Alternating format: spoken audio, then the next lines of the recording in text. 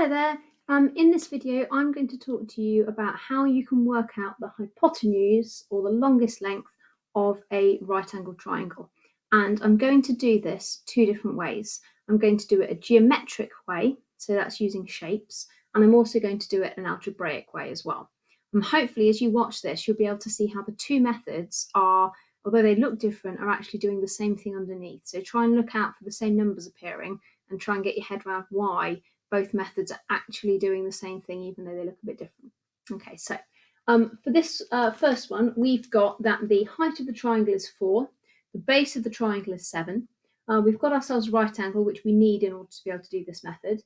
And on the opposite side of the triangle to the right angle, our longest side, our hypotenuse, is what we want to find out. So the geometric method I'm going to use involves squares. What I'm going to do is I'm going to draw 3 squares surrounding the right angle triangle. So the first square is going to go 7 along, 7 down, and 7 across. So it's a square that lines up perfectly with the base. I'm going to do another one that lines up perfectly with the height. So it's 4 across and 4 down. The other one is going to be tilted over because it's got a diagonal base, and that's fine. I'm just going to do a sketch on this. You might know how to draw that accurately, which is great if you're doing this on squared paper. You can draw it accurately, but just for the moment, I'm going to do a little kind of sketch. So whatever question mark is, it's going to be question mark along and question mark up there as well. Okay, not beautifully drawn. But what I'm now going to do is I'm going to find the areas of those different squares because there is a pattern to the areas. So this one here is 4 centimetres by 4 centimetres. So to do the area, I'm going to do 4 times 4, or 4 squared, which is 16. For this one, 7 by 7, so 7 times 7, or 7 squared, is 49.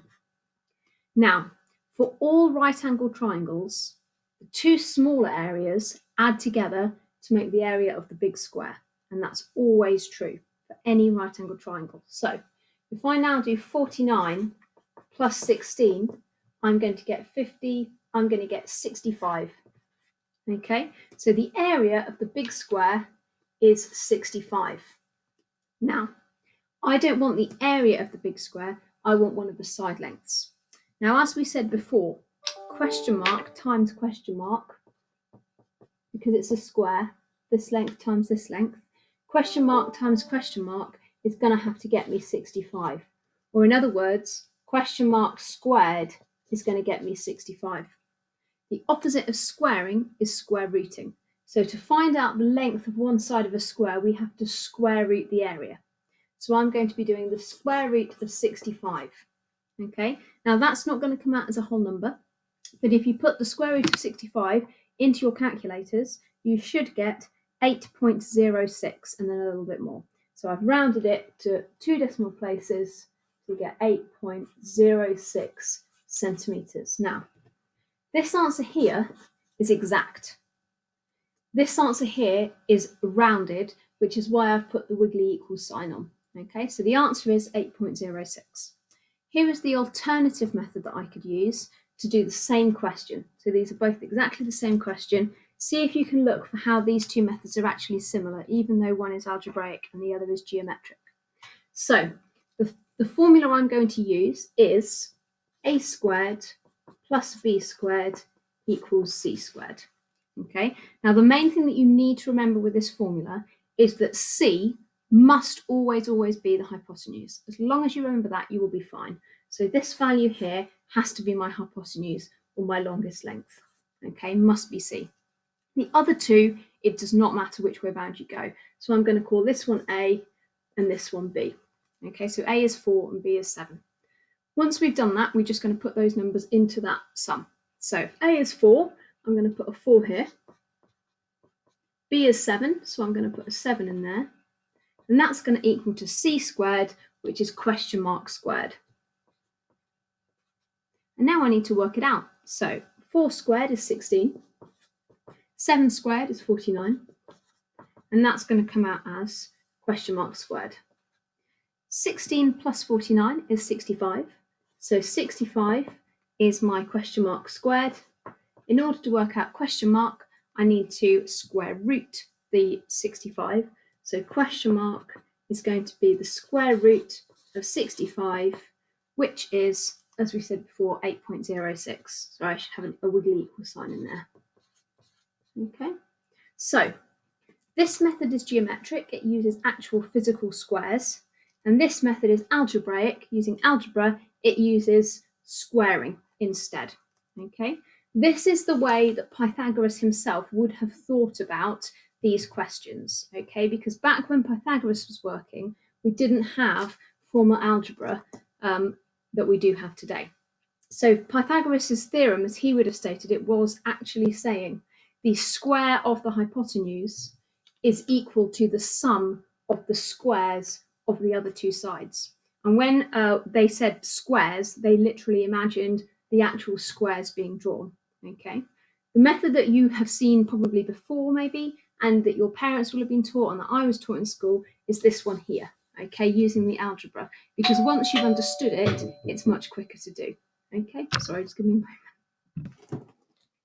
Okay, so I'm going to do another example now. I'm going to do it both methods, so you've seen them both through again. So it's exactly the same question done twice.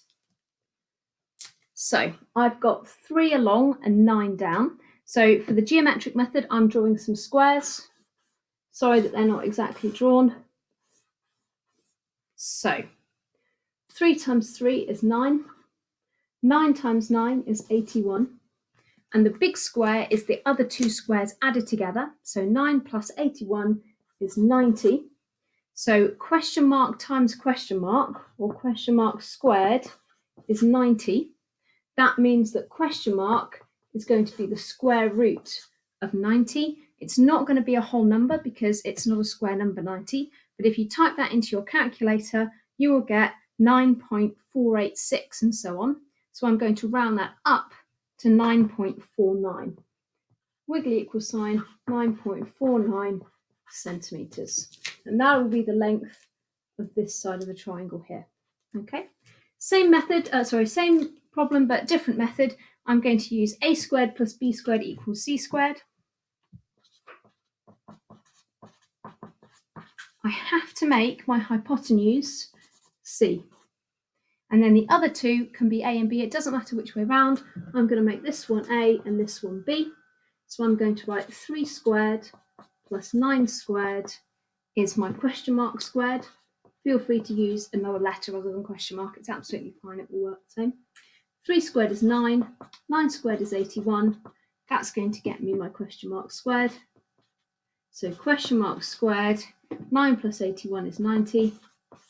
So then question mark is going to be the square root of 90, which we've already seen is around about 9.49, sorry, I've run out of space, centimetres. Make sure you remember to put your centimetres on at the end.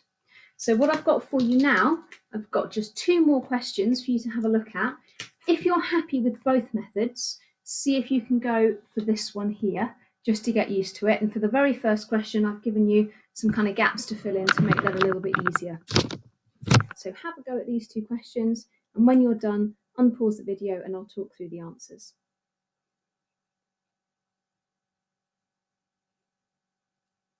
Okay, so first of all, the question mark is our hypotenuse, so it needs to be our c value, okay, in both of these cases. So I've got my question mark squared at the end of my sum, and it's the other 2 that are being added together to make it. So I'm going to go for a is 4 and b is 9. So I've got 4 squared plus 9 squared is question mark squared. 4 squared is 16. 9 squared is 81. So when I add them together, I get 97 is my question mark squared. So question mark is the square root of 97. Now I know that the square root of 100 is 10. So I'm expecting the square root of 97 to be very, very slightly less than 10. And it is. It's approximately 9.85. And I've been working in centimetres, so I'm going to pop centimetres on the end. Let's do the next one. I'm going to say 5 squared plus 8 squared is my question mark squared. 5 squared is 25. 8 squared is 64. So when I add them together, I'm going to get 89. So question mark is the square root of 89, And again, also I should put with equals because it's not going to be exact. Okay, I'm going to do square root of 89 and I get 9.43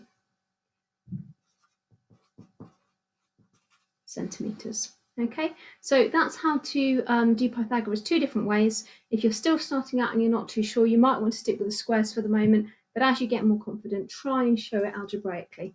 Okay.